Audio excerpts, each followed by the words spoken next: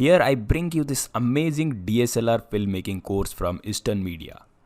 Here we are going to learn everything about DSLR filmmaking, starting from exposure control, rules and regulation for filmmaking, equipments, lenses, camera positioning, camera movement and lighting, everything we are going to learn in this course. I am sure if you are an aspiring filmmaker or content creator or even a photographer, you are going to love this course and you are going to learn a lot from this course. We are going to use a cheap and affordable DSLR, which is a Canon 200D Mark II, or you can call it Rebel 2 or SL2, whatever you like, but you can use your own camera or whatever camera you have to learn from this course.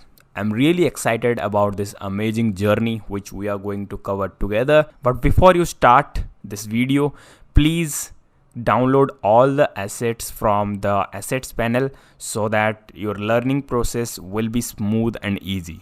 So now let's get started with the second video where we'll learn a lot about filmmaking, and the first thing we are going to learn is exposure control. So get ready.